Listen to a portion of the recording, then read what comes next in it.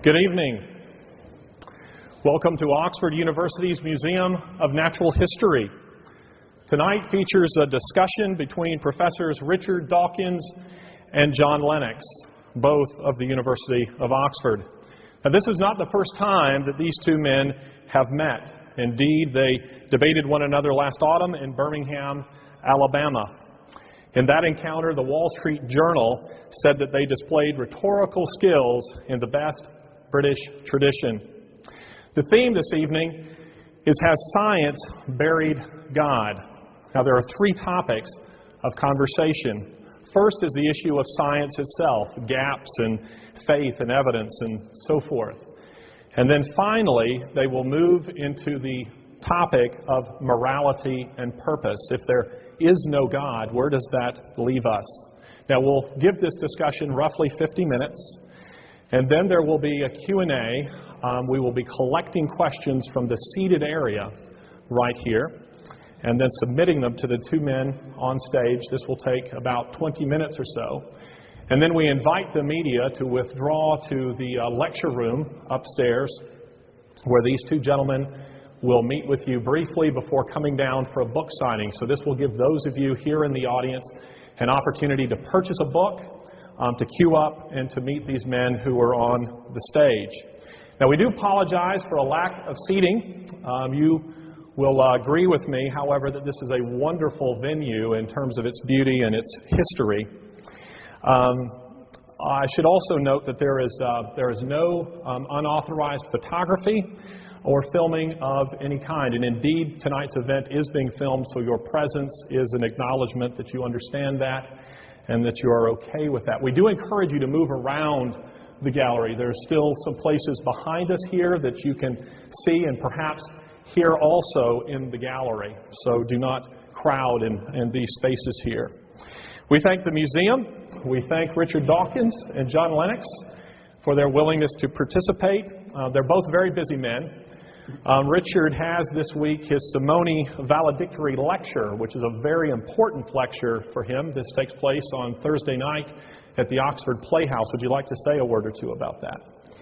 I've been in the Simone professorship for about 12 years. For the last 10 years, I've had an annual lecture by a distinguished scientist, which I have organized, and that is coming to an end this year because I'm giving it myself, no longer distinguished, and that's this Thursday. It'll be my farewell. It will be the 10th of the Simone lectures, and I hope it'll be a grand gala occasion. Unfortunately, it was sold out about 2 months ago, so I don't know why I'm plugging it really, but... Well, that sounds very exciting, and John Lennox, you have been busy preparing a new edition of your book. That's right. The book's called God's Undertaker, Has Science Buried God?, which is in fact the title of our discussion this evening, and I'm trying to respond to comments people have made and to extend it a little bit. It'll come out with Lion Hudson, I hope, in the new year. Well, very good. Well, gentlemen, we will begin here, but first I want to remind you that we have to stay on schedule, and the T-Rex is actually mechanized. So if you get out of bounds, we do have men who will operate that. So we'll begin with Richard. Richard, the question as we begin is, has science buried God? Well, which God? I mean, we could take Einstein's God, which is not really a personal God at all, but which is a sort of poetic metaphor for the mystery, that which we don't understand about the universe. We could take a deist God, a sort of God of the physicists, a God of somebody like Paul Davies, who devised the laws of physics, God the mathematician, God who put together the cosmos in the first place and then sat back and watched everything happen. And that would be, the deist God would be one that I think it would be, one could make a reasonably respectable case for that, not a case that I would accept, but I think it is a serious discussion that we could have. The third kind of God is one of which there are thousands and thousands of varieties, Zeus and Thor and Apollo and Amun-Ra and Yahweh. And we don't actually need to go through all those because as Larry has said, I've encountered John Lennox before, and I know the God he believes in, which is the Christian God. So we only have to talk about the Christian God. John Lennox is a scientist who believes that Jesus turned water into wine. A scientist who believes that Jesus somehow influenced all those molecules of H2O and introduced proteins and carbohydrates and tannins and alcohol and turned it into wine. He believes that Jesus walked on water. I had been accustomed to debating with sophisticated theologians, and I come across John Lennox, who is a scientist who believes in all those things. In particular, he believes that the creator of the universe, the God who devised the laws of physics, the laws of mathematics, the physical constants, who devised the parsecs of space, billions of light years of space, billions of years of time, that this paragon of physical science, this genius of mathematics, couldn't think of a better way to rid the world of sin than to come to this little speck of cosmic dust and have himself tortured and executed so that he could forgive himself. That is profoundly unscientific. Not only is it unscientific, it doesn't do justice to the grandeur of the universe. It's petty and small-minded, and that's the God that John Lennox believes in. Well, Richard, thank you for explaining so clearly, at least in part, what I believe. I'm glad to hear you say that you feel a good case could be made out that there is rationality behind the universe. You said it's not something you personally accept. So you believe that this universe is just a freak accident. There's no mind behind it. And yet here you are with one of the best minds in the world. So you believe a number of things that I, as a scientist, find very difficult to believe. And we can certainly talk about my specific Christian faith later, but I confess to it absolutely. I think that there is a creator of the universe. He created it, but he's not just a force, he's a person. And we are persons created in his image. And you say that God becoming human and Christ dying on a cross and rising from the dead is petty. I think the exact opposite. It's not petty, because it deals seriously with the fundamental problem that I don't think atheism even begins to deal with, and that is the problem of our alienation with God. Of course, that makes no sense unless we believe in God. So I don't know how we should proceed. Perhaps the best way to start would be this. As a scientist, we both believe in the rational intelligibility of the universe. I believe the universe is rationally intelligible because there's a creator God behind it. Now, how do you account for the rational intelligibility of the universe? Well, John, you said that I believe that the universe is a freak accident, which is the opposite of what you believe. For many years, for many centuries indeed, it seemed perfectly obvious that it couldn't possibly be a freak accident, because you only had to look at living creatures, the sort of magnificent diversity we see in this museum, and everything looked designed. And so it was clearly preposterous to suggest that it was due to any kind of freak accident. Darwin came along and showed that it's not actually a freak accident, but nor is it designed. There's a third way, which in the case of biology is evolution by natural selection, which produces a close imitation of something that is designed. It's not designed. We know that now. We understand how it happened. But it looks very designed. Now, the cosmos hasn't yet had its Darwin. We don't yet know how the laws of physics came into existence, how the physical constants came into existence. And so we can still say, is it a freak accident or was it designed? The analogy with biology might discourage us from being too confident that it's designed, because we had our fingers burned before the 19th century in thinking that biology, which looks so much more obviously designed, that we got our fingers burned there. Now, in the case of the cosmos, freak accident or design, the point that I've made over and over again is that even if we don't understand how it came about, it's not helpful to postulate a creator, because the creator is the very kind of thing that needs an explanation.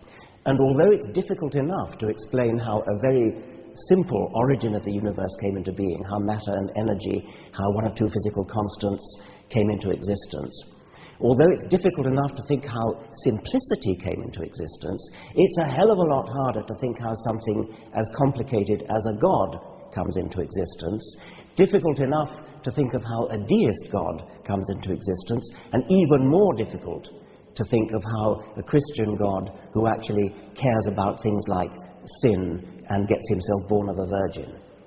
Well, there are 3 or 4 different issues there, aren't there? There's the question of what Darwin did and so on and so forth. But of course, as you have yourself admitted, as I understand it, Darwin didn't explain either the origin of life or the origin of the universe. And I would want to start there. You say we don't know how it came to be. But as scientists and cosmologists, physicists, we're studying it, and that very study and your own science assumes that the universe is rationally intelligible. Now, correct me if I'm wrong, but it seems to me that atheism is saying that the thoughts in our minds are in the end only the results of a mindless, unguided process. Now, if that is the case, it seems to me that it's very difficult to see how they could tell us anything that is true about ourselves. I think it was Steven Pinker who said, wasn't it, that evolution has to do with reproductive success and nothing to do with truth. And John Gray, who's also an atheist, I understand, made the point not long ago that the problem with Darwinism, if you take it in its ultra form, it really undermines the notion that we can give any credence to what we think. So it seems to me that your atheism undermines the very rationality that I assume and you assume when we go to study the universe. So that's the first point I would make. Let me answer that. It seems to me a quite absurd thing to say that because we are saying that our minds are produced by brains and brains evolved by evolution, by natural selection, therefore that somehow undermines our ability to understand anything. Why on earth should that be? I mean, natural selection builds brains which are good at surviving, and brains that are good at surviving are brains that are surviving in the world. The concept of truth, how do they come to recognize things like truth if those thoughts are simply reducible to physics and chemistry and neurophysiology? How do they serve truth? Truth is what happens. An animal that was attempting to survive and that didn't recognize truth or falsehood in some sense at whatever level is appropriate for the kind of survival that it has, it wouldn't survive. I mean, truth just means that you're living in the real world and you behave in the real world in such a way as things make sense in the real world. When you see a rock in your way, you don't go charging into it. You die if you did that. If you jumped over a cliff, you die. That's truth. It's perfectly obvious that natural selection would favor in any animal a brain that behaves in a way that recognizes truth and acts upon it. Well, I can't resist a little quip, but I notice many of my fellow human beings doing very well through telling lies. I can't for the life of me say point. It's a separate point, but I can't see how natural selection would produce this truth. But coming back to that in itself, you say this illusion of design, and of course I find your writing so fascinating because of the metaphors and images you use. I do envy that capacity. And you said somewhere that it's terribly, terribly tempting to believe that it has been designed. But that Darwin has shown us that this design is an illusion. But I've been very interested in the kind of thing that Simon Conway Morris has been saying recently, that If you take the evolutionary pathways, they're navigating through an informational hyperspace with phenomenal precision. And therefore, there is the impression of design at that level.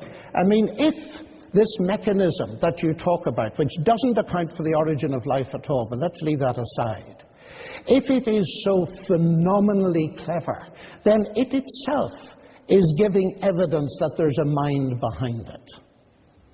The whole point of Darwinian natural selection is that it works without design, without foresight, but that's an assumption. No, it's not an assumption. That is exactly how it works. Before Darwin came along, it looked perfectly obvious that even if evolution happened, there must be some guiding force to tell animals or plants how they ought to evolve. Natural selection is a blind force. The things that survive, survive. With hindsight, we can see that the ones that survive are the ones that are good at surviving. They have the genes that make them survive. Simon Conway Morris would not deny that. He's got some kind of, well, actually, I rather share his view of convergent evolution. We both of us are perhaps on the extreme end of Darwinians in that we emphasize the power of natural selection to home in on particular ends. Particularly, if you look around the museum, you'll see animals, marsupial animals from Australia that uncannily resemble non-marsupial animals, and Simon and I are both extremely keen on that. But that's produced by natural selection, as he would say. Natural selection is a mechanical, blind, automatic force. It's not, I can't say it's not guided, but there's no need for it to be guided. The whole point is that it works without guidance. But it could be guided. Or do you completely shut that out? I mean, why bother when you've got a perfectly good explanation that doesn't involve guidance? I mean, the why point is, you use words like blind and automatic. This watch is blind and automatic, but it's been designed. The words themselves do not shut out that notion.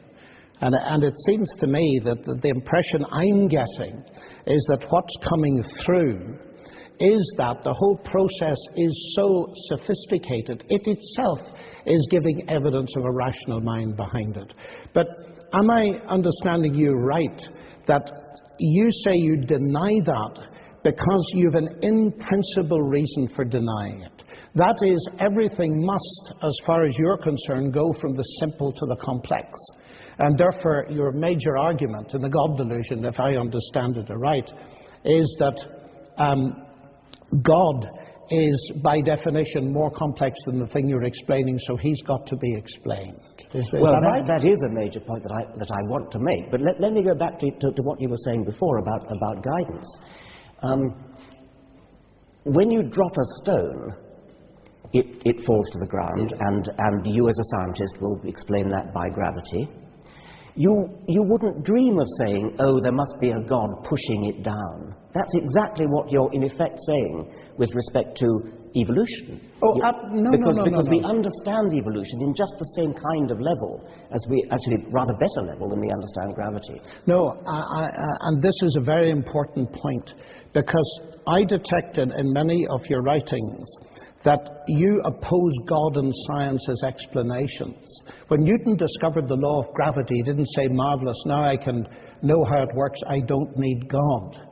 God is an explicator at the level of an agent, not a mechanism. So that we can study mechanisms in biology. The more sophisticated they are, the more that might well point towards an agent. You don't argue away the existence of an agent by showing that there is a mechanism.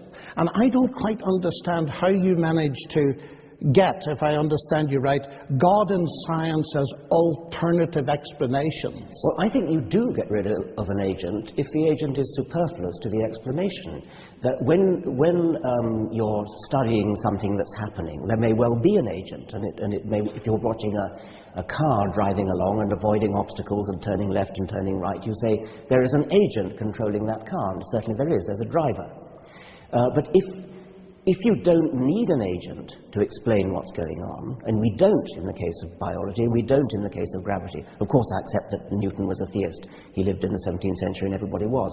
But you don't need an agent. An agent is a superfluous explanation. It's a gratuitous grafting on of something that you don't need. Well, I find that unconvincing, because even if you accept the whole evolutionary paradigm, it depends on there being a fine-tuned universe. And that fine-tuned universe raises in itself very big questions as to the origin of the universe. Evolution doesn't deal with that. No, it doesn't. Nor does it deal with the origin of life. No, those are separate points. Those are separate points, but they're vastly major points. They are, yes. As long as we were dealing with evolution, I was talking about evolution. If you want to move on to talk about well, I'd be very happy to move on. But the notion of things in principle going from simple to complex, and they must go that way, that seems to me to be your belief, your faith. Well, things must go from simple to complex. Yes. No. I mean, if things go from simple to complex, we need an explanation. Yeah, we do indeed. Natural selection is an explanation for that. It's the explanation in the case of biology. Well, let's go back to the level of the origins of the universe and the origin of life. Now, life, as we both know, has got this digital database. It's got a language all of its own. Now, the only thing we know of capable of producing language is mind. And yet you reject that. By definition, as an atheist, you must reject that. There's no mind behind this language. I do reject it. When you say the only thing we know that can produce language is mind, I mean, we know that what produces human language is mind. Of course we do, because that's human language. But DNA is not human language. Yeah, but DNA it's very sophisticated. It's very sophisticated, but it doesn't follow that it has to be generated by mind. But we know of no other conceivable way of it being generated. You see, because it seems to me from the mathematical point of view, I think you said this somewhere in a different context, junk in, junk out. Here we have this phenomenally sophisticated information processor, which is the cell. Am I really to believe that that information processing capacity simply came about by the laws of nature and random processes without a mind? Yes. Well, I find that impossible to believe as a mathematician. I know you do. This is called the argument from personal incredulity. But I could just reverse that and say your position is the argument from personal credulity. No, that rationality comes from irrationality, that mind comes from matter. To me, the biblical explanation in the beginning was the word, the logos. That makes perfect sense. And it makes sense of the fact that we can do science itself. But you haven't explained where the logos came from in the first place. Well, of course not, because the logos didn't come from anywhere. Well, then, in what sense is it an explanation? Because the notion that you say you have to ask who created the logos, that says that you're thinking of a created God. The whole point about the God revealed in the Bible is that he was not created. He is eternal. He is the eternal logos. And I ask myself, as an inference to the best explanation, which makes more sense, that there's an eternal logos and that the universe, its laws, the capacity for mathematical description and so on, that these things are derivative, including the human mind, from the logos, that makes very much more sense to me as a scientist that it's the other way round. When there is no explanation for the existence of the universe, do you just believe the universe is a brute fact? The universe is an easier brute fact to accept than a conscious creator. Well, who made it? It's you who insists on asking that question. No, you asked me who made the creator. The universe created you, Richard. Who made it then? A God is a complicated entity which requires a much more sophisticated and difficult explanation than a universe, which is, according to modern physics, a very simple entity. It's a very simple beginning. It's not a negligible beginning, but it's a very simple beginning. That has got to be easier to explain than something as complicated as a God. Yeah, you can't explain the existence of God, but I think you may have missed my question. I'm drawing a parallel. You see, you say that it's, at least, don't let me put words in your mouth, of course, because that would be unfair, but I'm getting the message that it's ridiculous for me to believe in a God who created the universe and me, because I have to ask who created God. All I'm doing is turning that question round and saying, the universe, you admit, created you because there's nothing else. Well, then who created it? I understand you perfectly. I'm making that we both of us are faced with the problem of saying, how did things start? Yes. I'm saying it's a hell of a lot easier to start with something simple than to start with something complex. That's what complex means. But I don't think so. If I pick up a book called The God Delusion, it's a pretty sophisticated book. It's got lots of words in it. But actually, as I look at page 1, I don't even need to go beyond page 1, I conclude that it comes from something more complex than that book itself, namely you. Yes, I mean, obviously complex things exist and brains exist. Well, why can I not look at the universe, the whole show, which includes Dawkins and Lennox? I'll tell you why. Because my brain that produced a book has an explanation in its own right. That explanation is evolution. We go back and back and back to the origin of the universe. That provides an explanation for complex brains, and complex brains produce books and museums and cars and computers. Of course we have complex things that produce other complex things. But science has an explanation for where complex brains come from in terms of simple beginnings. I don't think it has at all. At the level of the origin of life, reading the literature, even the recent literature, the word miracle comes up probably far too often for your liking anyway, that they're just going from, say, the self-organizational properties of low-level molecules that you got in some kind of primeval situation to the phenomenal self-organizational potentialities of macromolecules. There's just no way you can get there. Well, you're asserting that there's no way. We don't yet know what it is because there's a lot of work yet to be done. Science doesn't yet know everything. There are still gaps. Yeah, but I'm not ruling out the fact that there's a physical side to it and so on. But it seems to me that the fact that the basic description of this ancient language, and it's a very ancient language of DNA, points much more arguably to the existence of a logos, a divine logos who started it, than the notion that it's going to be exhaustively explained in purely naturalistic terms. Because I would still go back to the point I made earlier, although I don't want to harp on it. This extreme reductionism removes from me the very rationality which we use to have the discussion. So that I'm not simply terribly tempted to believe it's all been designed. I believe it's all been designed, but that doesn't, and here's something else that I'd like to bring up in this, that doesn't stop science.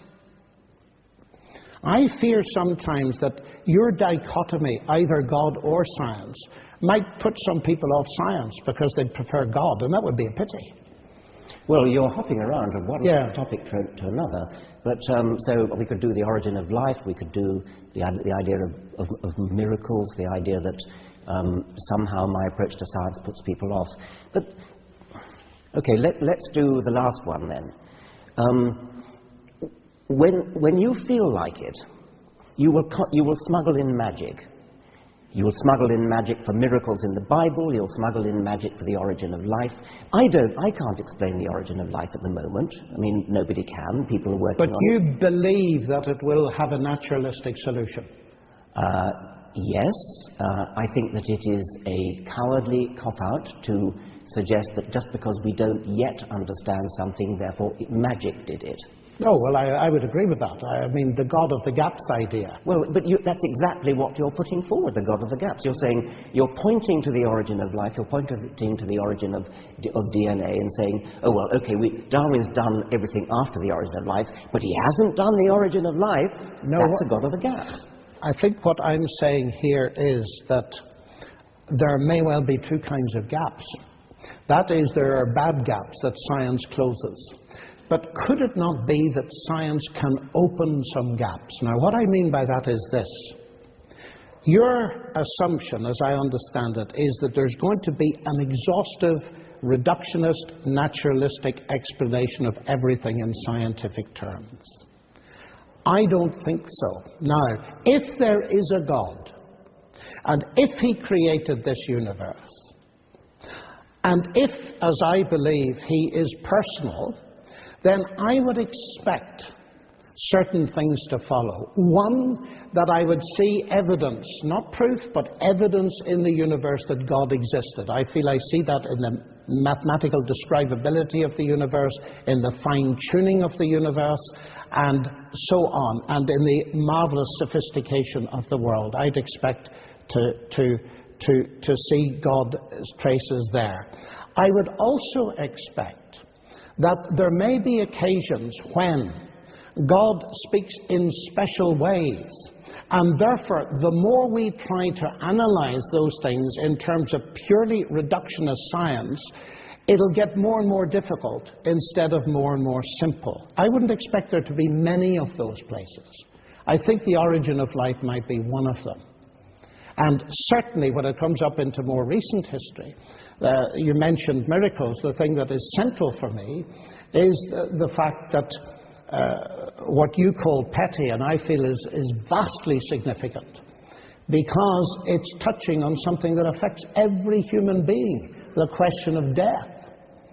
Now, if Jesus really literally rose from the dead as a matter of history, that makes an enormous difference to our view of the world.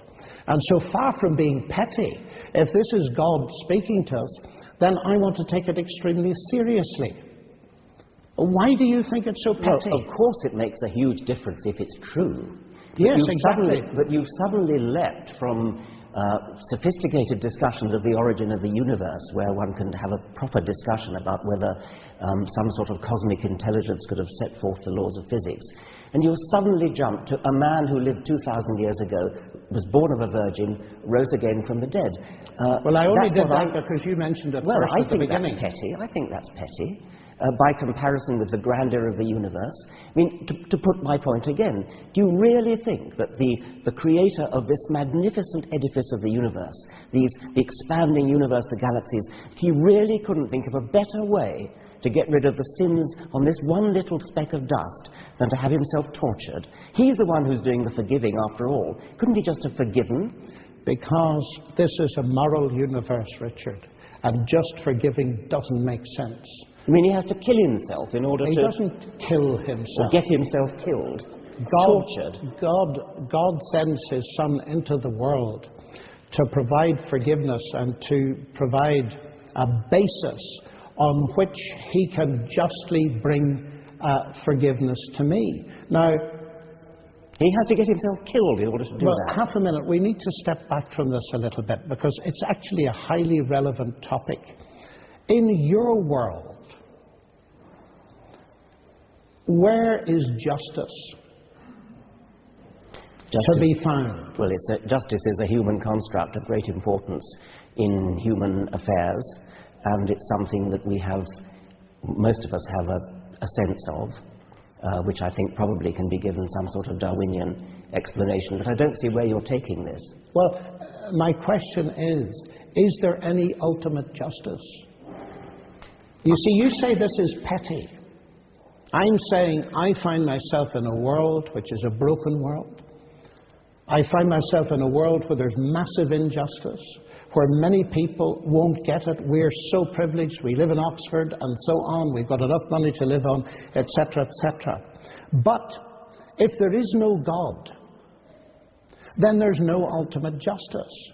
And one of the things that the resurrection transforms for me from pettiness right into center stage is, if this is true, then there's real hope that there be a rational evaluation and fair justice at the end of the world. But atheism doesn't give you that. Okay, suppose there is no hope, suppose there is no justice, suppose there is nothing but misery and darkness and bleakness, suppose there is nothing that we would wish for, nothing that we would hope for. Too bad. That doesn't make it true, just because God would make us feel good. Well, of course it doesn't. Well, then why do you bring that argument up? Because I believe that there is evidence that it is true. I don't believe in the resurrection just like that. Because faith is based on evidence. I've changed your ground again. What you said before was that there is no hope without God. And it sounded well, that's true. That's absolutely true. Okay. You just admitted it. So I haven't admitted it. I said, if that's true, yes. So what? I didn't say it was true. But anyway, but therefore the question to be decided then is there a God, and has he revealed himself? And that's where, again, I think this pettiness needs to be pushed aside, because I can't get to know you as a person. You're not just a scientific object. I could look at you through a telescope or a magnifying glass. I could even dissect you and so on and so forth. But because you are a person, I cannot get to know you unless you're prepared to reveal yourself to me. So the fact that the claim of Christ to be the truth, to be God incarnate, that makes perfect sense to me, because if there is a God who invented this wonderful, marvelous universe with all its science and all the rest, then he has taken the initiative in getting to know us and revealing himself to us. And he's revealed himself to us at the level we can understand. We're persons, he's a person. That at least makes sense. So one of the very important questions to ask is that really true? Or is this simply myth and fantasy? Well, myth and fantasy for me. Yeah, well, do you know, that disturbs me for the following reason. Reading your book, The God Delusion, you say that it's under scholarly dispute among historians that Jesus actually existed. Now, I checked with the ancient historians. That is not so. And it disturbed me. History is not natural science. But what I don't understand is this: why you would write something like that. I don't think it's a very important question whether Jesus existed. There are some historians, most historians think he did, some They certainly do. I couldn't find an ancient historian that didn't. Well, there are one or two, but I don't really care, actually, because precisely because it's petty. I mean, if you could possibly persuade me that there was some kind of creative force in the universe, there was some kind of physical, mathematical genius who created everything. The expanding universe, devised quantum theory, relativity, and all that. You could possibly persuade me of that. But that is radically and fundamentally incompatible with the sort of God who cares about sin, the sort of God who cares about what you do with your genitals, the sort of God who is interested, who has the slightest interest in your private thoughts and wickednesses and things like that. Surely you can see that a God who's grand enough to make the universe is not going to give a tuppenny cuss about what you're thinking about and your sins and things like that. So you think that morality is not important? Of course I don't think morality is not important. I'm a human being. Sounds like you're saying it isn't important. I'm a human being, and I live in a society of human beings, and within a society of human beings, morality is of course important. But we are one of billions of planets on a huge scale. And a cosmic God who bothers about this kind of human scale is not the kind of God that is compatible with a scientific view of the universe. It's a medieval view. But do you think that size is the measure of importance? Incidentally, on a logarithmic scale, you're about halfway between the atom and the universe. So if God thinks in terms of logarithms, your point falls, I think. I mean, this is in a sense an emotional argument we've come into now. And I don't think so at all. If I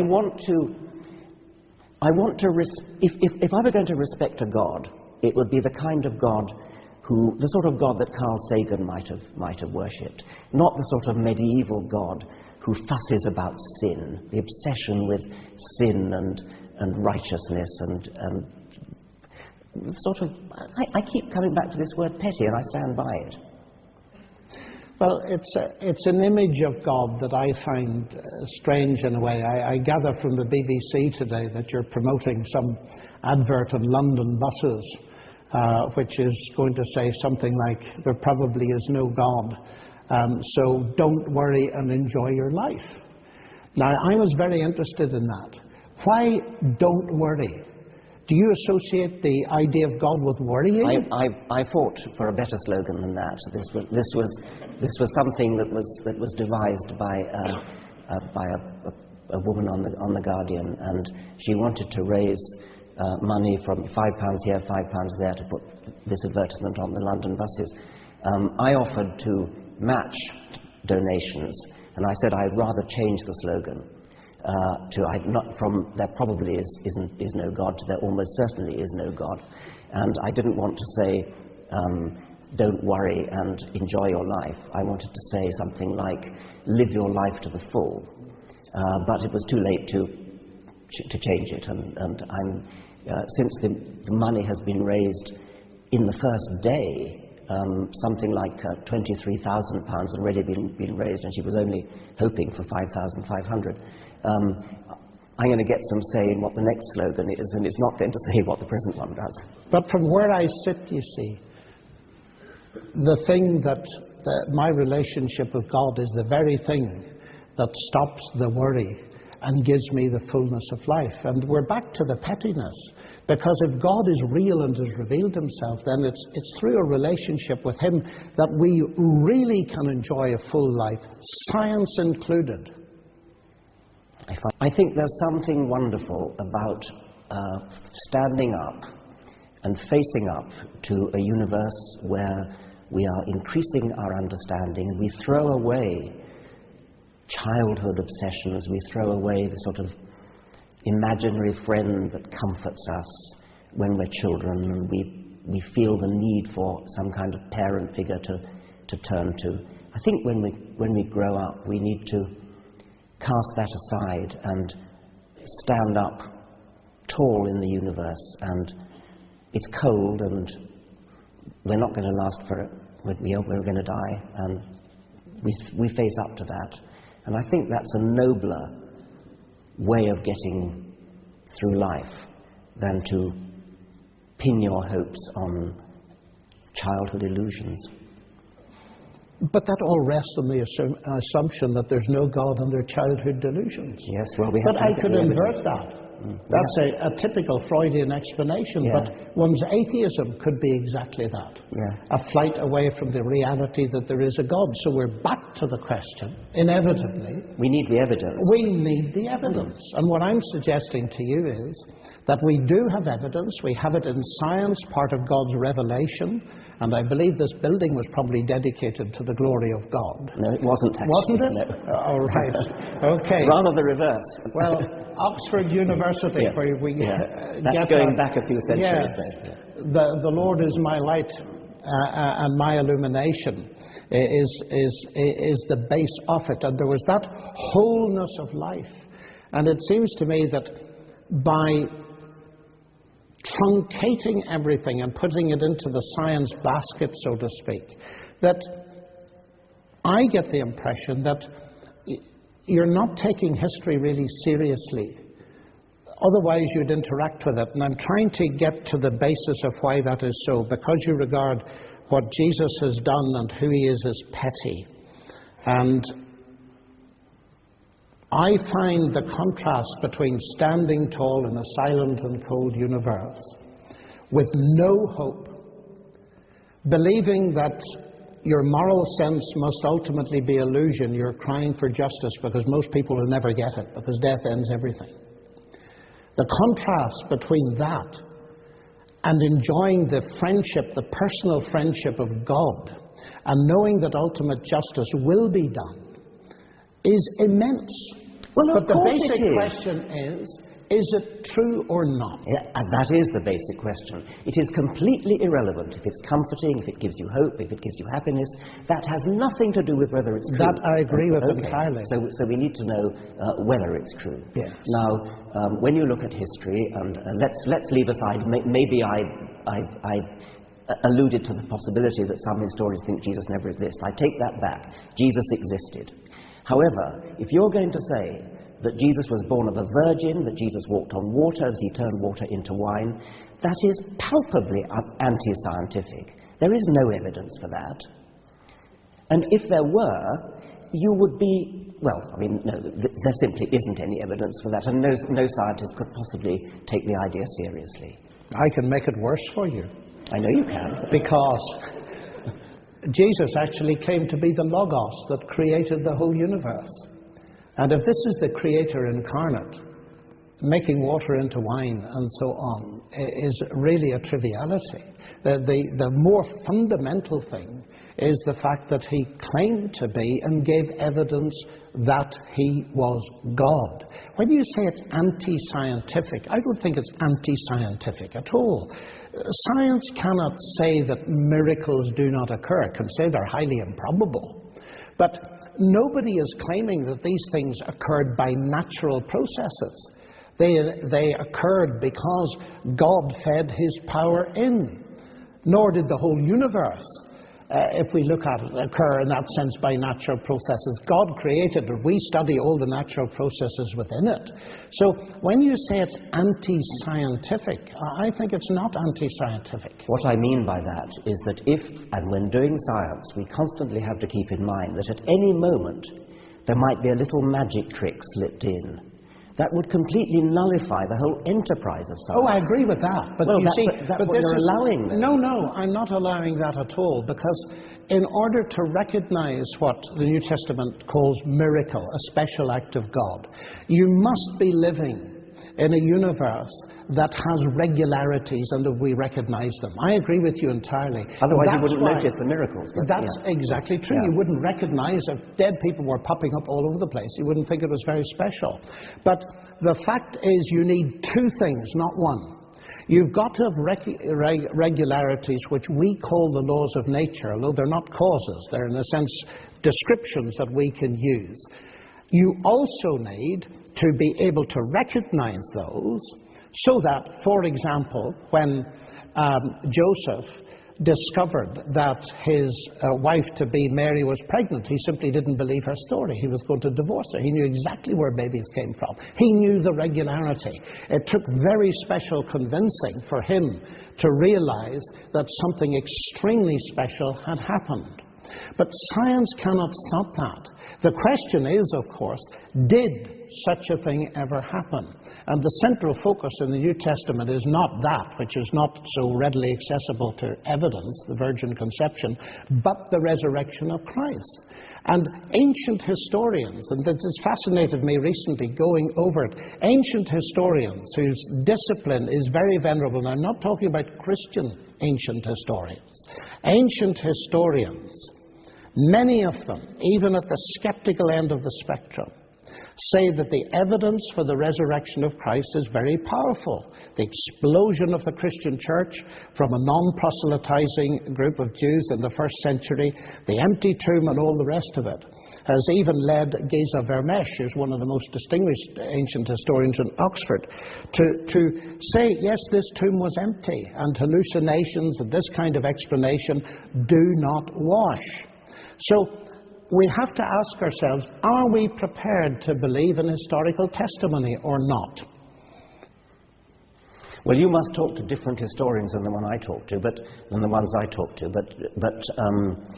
in any case, I still come back to the point that you cannot do science if at any time you remember that famous cartoon of the... No, I do. And therefore a miracle happens in the middle of the equation. Yes. I mean, that is deeply against the spirit of science, and I don't think I could do science if I thought that at any time something like the resurrection, something like the virgin birth was going to be smuggled in by a godly caprice. Let me stop you right there, gentlemen. We need now to move on to the last topic, and we haven't left ourselves a great deal of time here, and that's the issue of meaning, human life, and meaning and purpose and morality. You've kind of touched on morality just a bit, but it was only briefly. So let's move the conversation there, and then we'll have our Q&A.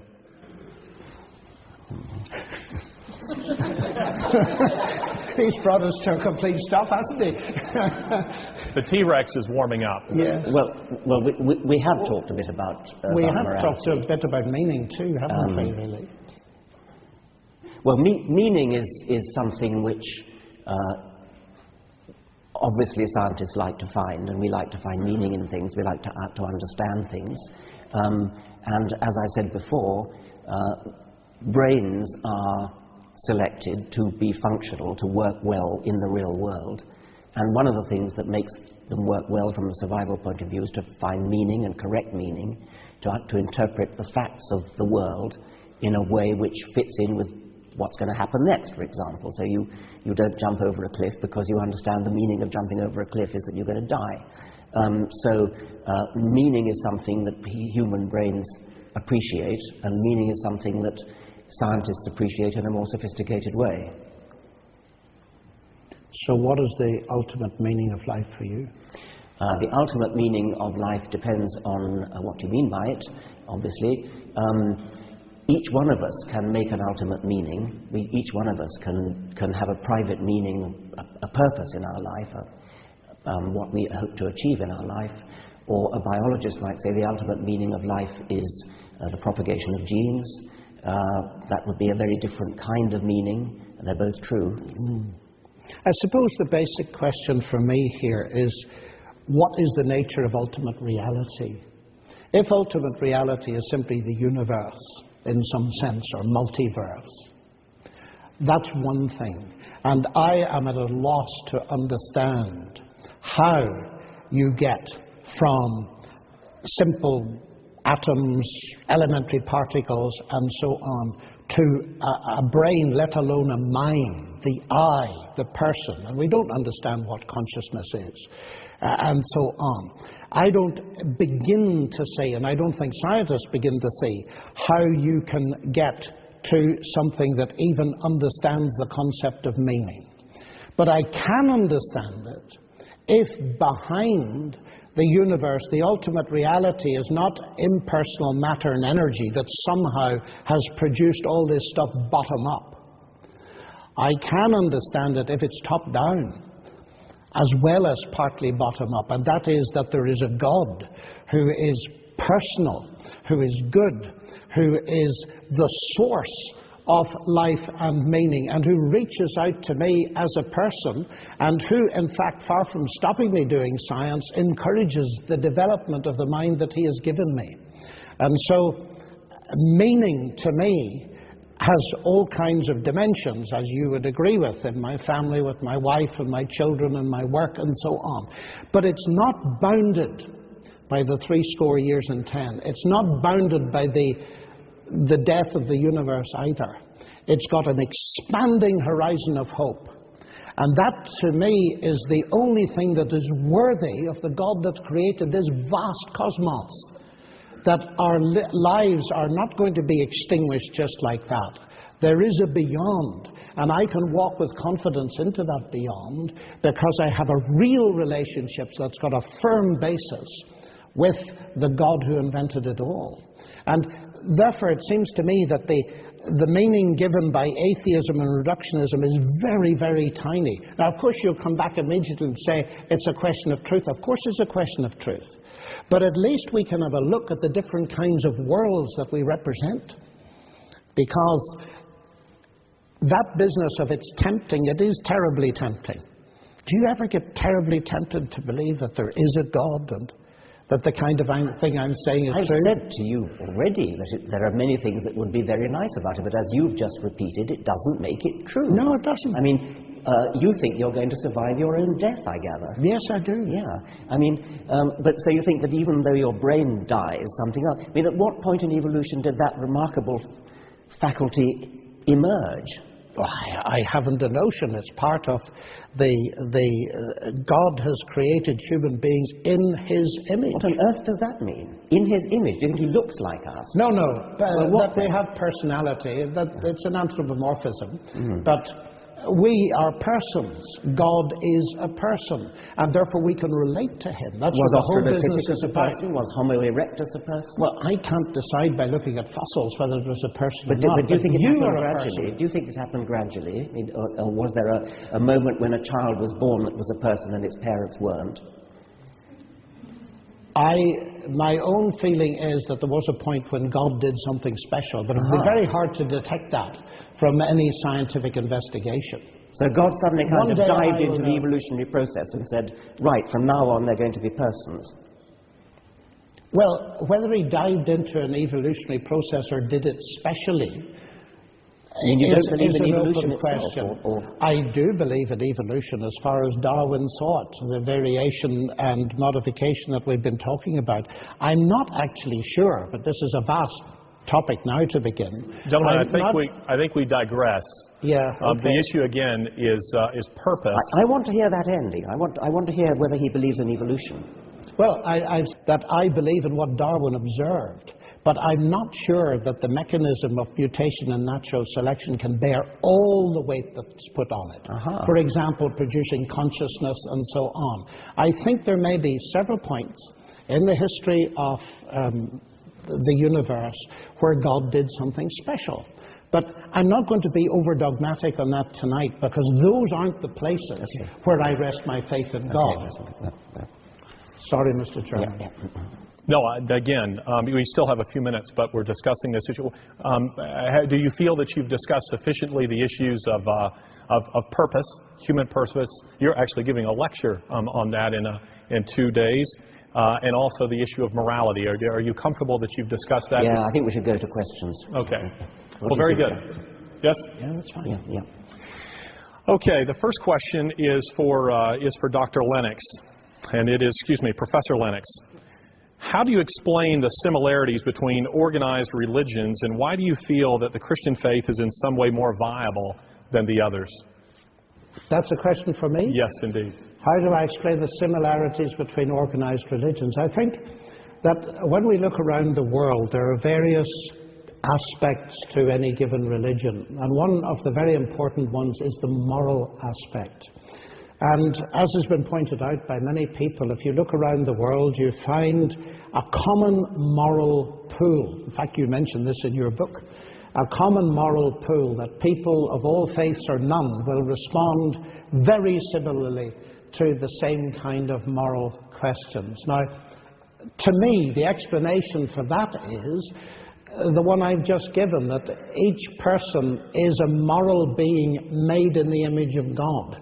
And therefore, as I look around the world, I would expect, whether people believe in God or not, that they have a roughly similar morality. So there are similarities at that level. But then you will get very big differences when it comes particularly to the question of the basis for a relationship with God. And that tends to diverge. There are some religions that say that a relationship with God must be based on human merit. And as many probably know, Christianity says the exact opposite, that the relationship with God comes through trusting Christ because of what He did through His cross and resurrection, and is not merit but is a gift. I don't know whether you want me to expand further on that, but that's you've got a bit of time. Both of you do. If you what can was the take second part of the question again? What's so special about Christianity? Yes. What distinguishes Christianity? Why do you feel that the Christian faith is in some way more viable than the other religions? I see. Well, I think for me the question is, very aware of Richard sitting here to my right, is whether it's true or not. And Christ claimed to be the way, the truth, and the life, and either that's absurd nonsense or else it's true. Now, I'm convinced it is true. Why is it true? Well, if we take the three great monotheistic religions and their attitude to Christ, we'll find that one of them believes that He died and didn't rise, The other believes that he didn't die, and Christianity believes that he both died and rose again.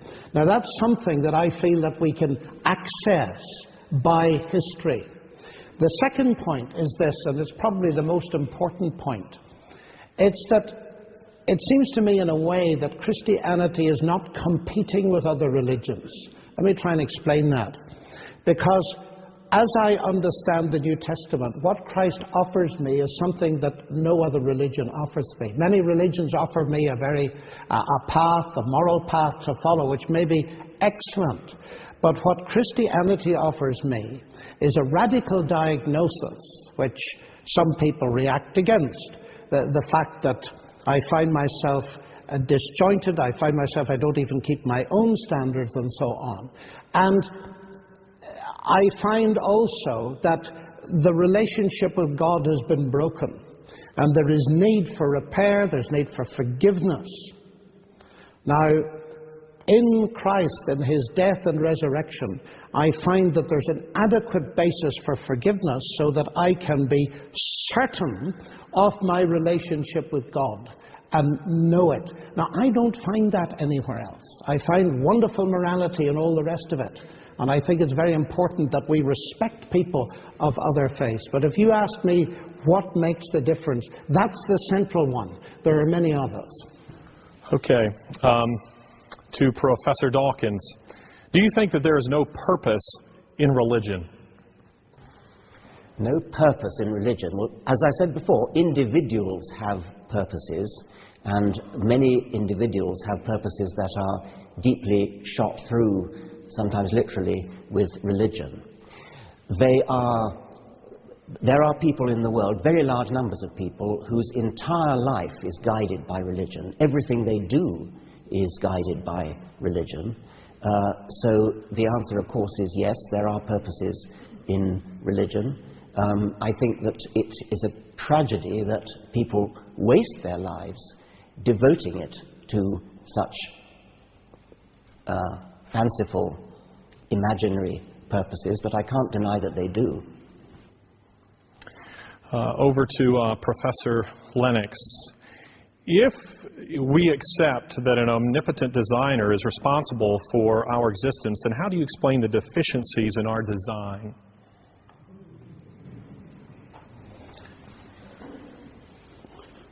Well, of course, the question assumes that there are deficiencies. All design involves compromise with all kinds of different constraints and so on and so forth. So I think before I rush to say there are deficiencies in our design, I would need to know what the ultimate purpose of the designer was and all the rest of it. So it's very difficult to respond to that.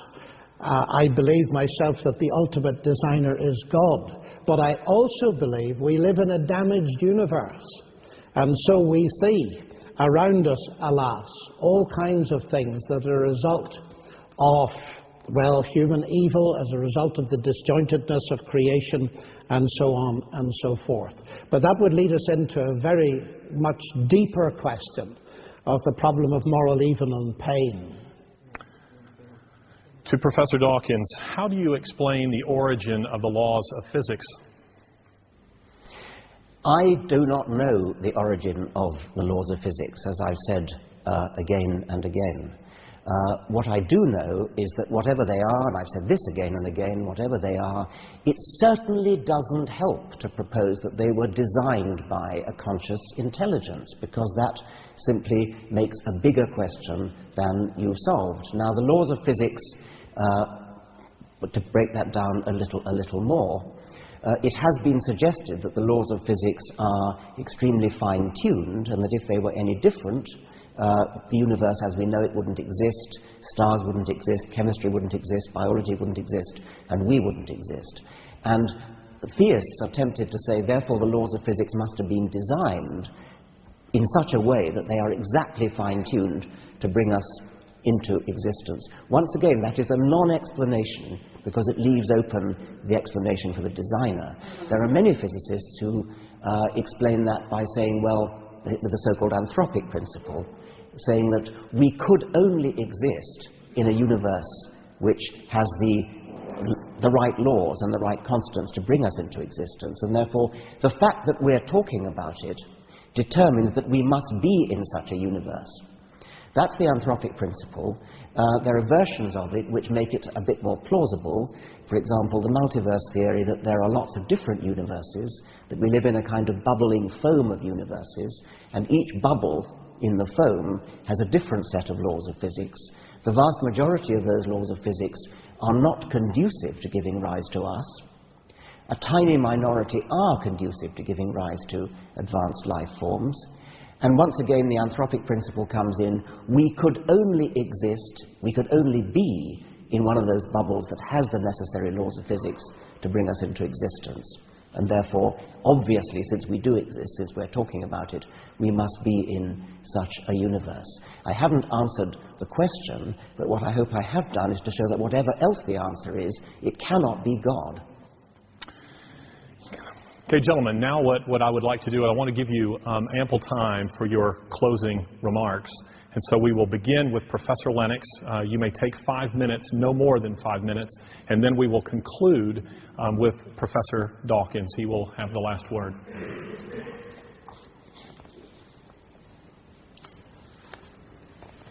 Has science buried God? I think not.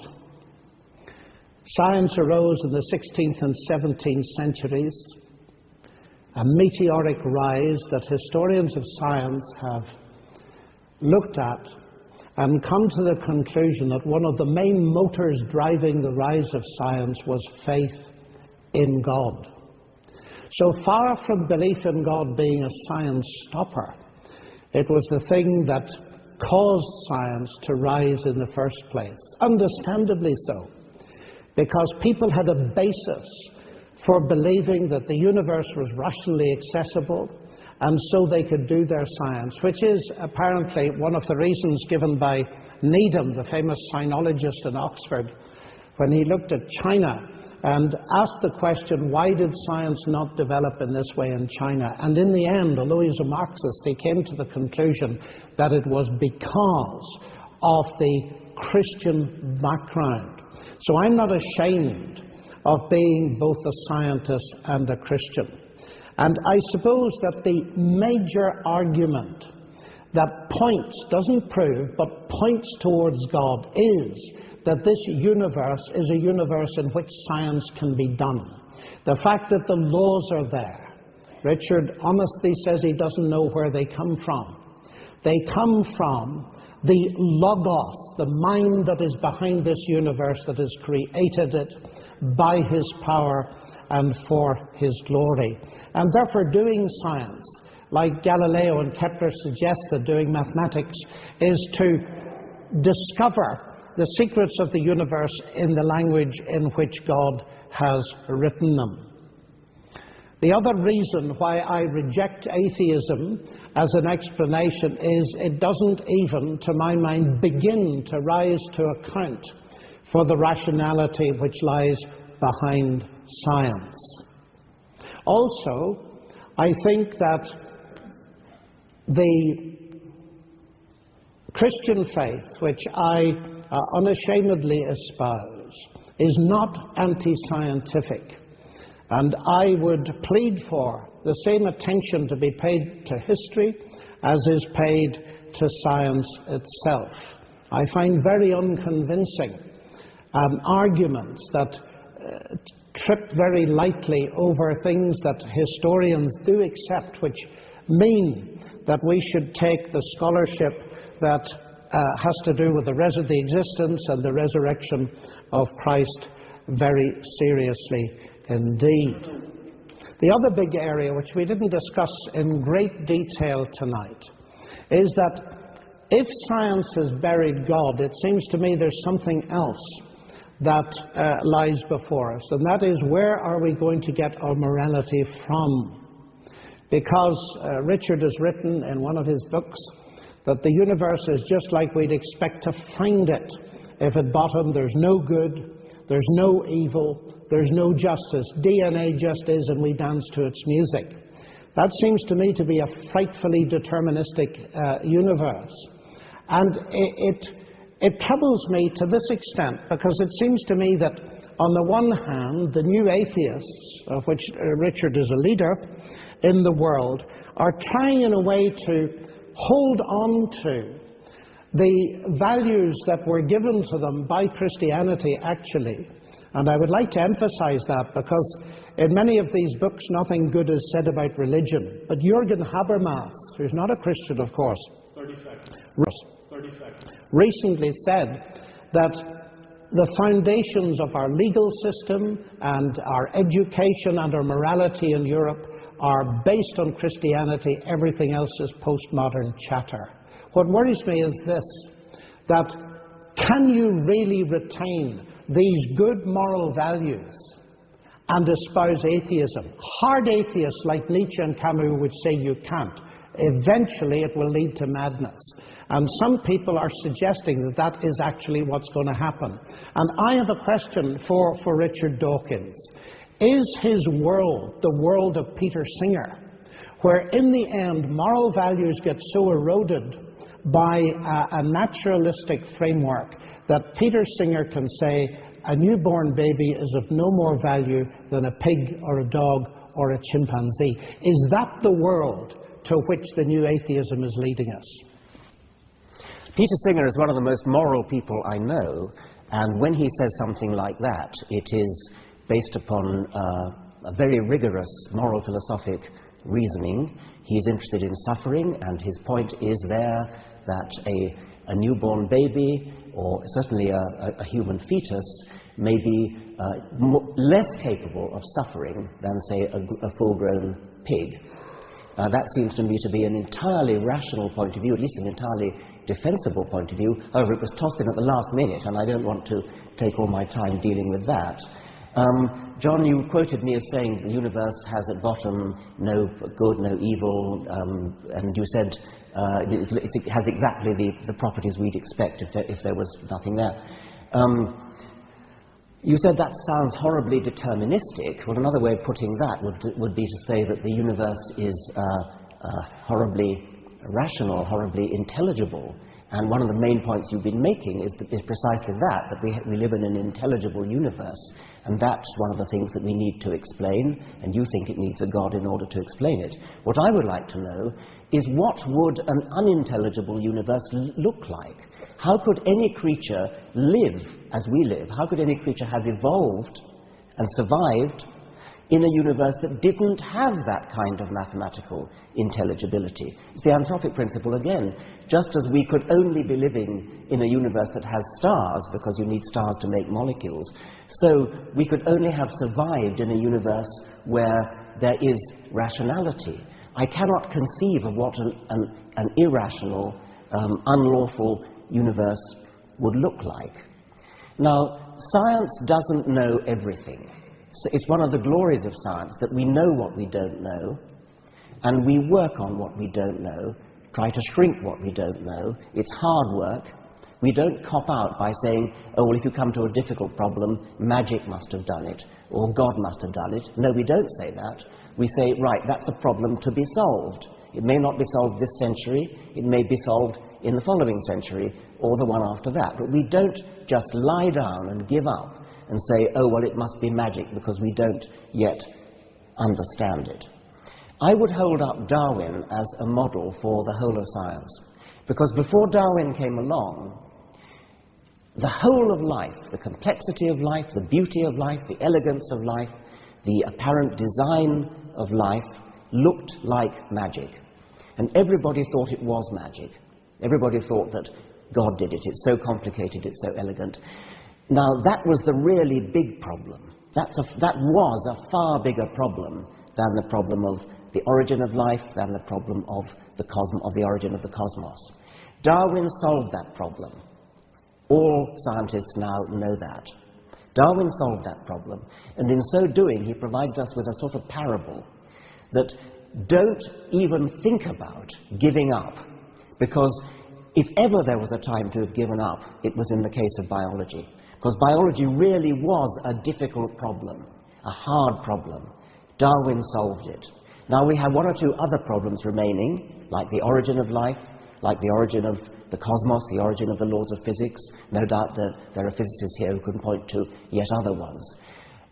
Darwin provides us with a lesson that says, don't give up, because if Darwin could solve it for the really difficult problem, which was life, then we have every hope that science will solve it for the other problems in the end. And even if it doesn't, even if science doesn't solve all problems ever, that is still no grounds for saying, oh well, magic did it.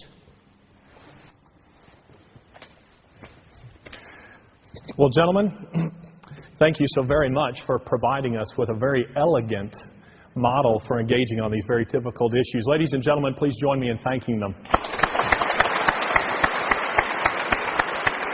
Thanks so much.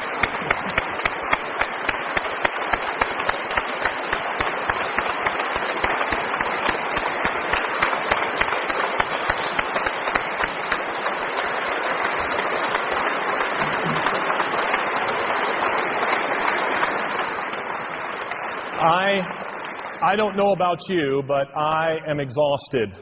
I have been riveted listening to the two of you, and now what we're going to do, we invite members of the media to retire to, I believe there's a room up here where these two men will meet with you briefly. We invite the rest of you to queue up if you'd like to buy a book and have it signed by the two of them. I don't think there will be time to have all books signed. Nonetheless, they will sign as many as they can before they go to another engagement. Thank you so much for coming.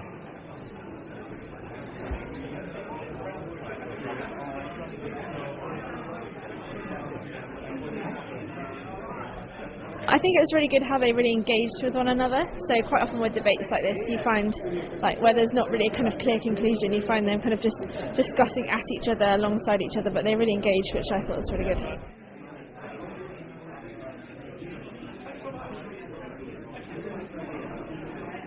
Well, I think it was really balanced. I honestly could say I don't think there was a winner in it. I thought they both brought really great arguments, and I thought they both put forward their arguments very well, very coherent. They both respected one another, which is brilliant. And I mean, my mind was made up before, but I was open to suggestion.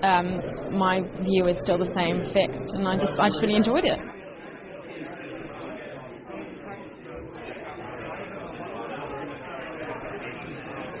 With her, I think they were both pretty coherent. There were a few contradictions here and there from both sides, but on the whole it was a very good debate, and both sides of the argument I felt were put forward in the strongest way they could have been. What I found interesting was that actually, despite all these kind of scientific arguments, a lot of it comes down to like whether Jesus existed or not.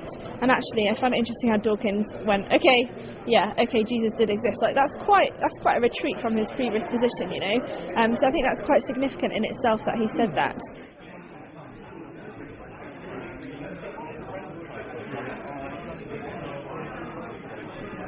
I think it went well. I think it was great that they both had a good opportunity to talk, but I do think that from my perspective that we have to look at who Jesus is and look at the resurrection in order to really be able to think, is there a God out there? Fairly convinced of Dawkins' view, but tonight helped to confirm it. So.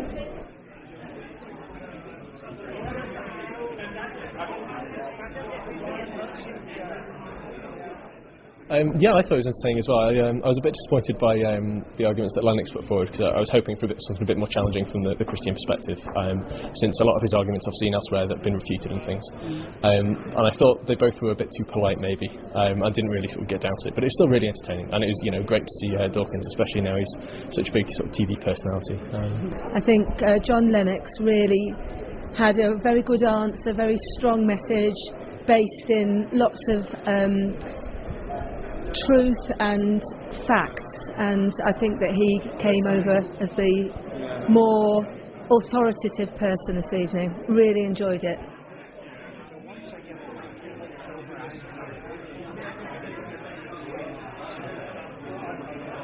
I think absolutely you need to discuss this kind of thing, because if you don't, you need to think about these things to stop you getting lax in your in your own views. I mean that works on both sides. I think you can't just go around taking a stance but not thinking it through properly, and that works whether you're coming from a religious perspective or an irreligious one. You have to back up what you say with evidence and things that you've actually thought about. So.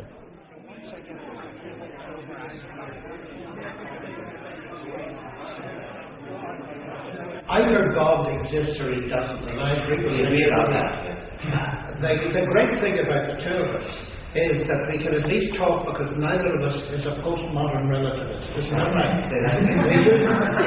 Well, I'll say it again, just to see that we agree about something, but it's actually a very important something.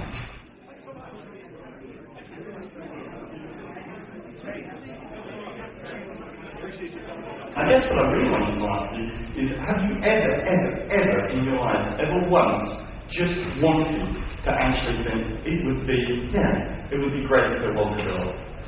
Maybe I have, but if I have, so what? It doesn't make it true. No. I mean, that's what matters.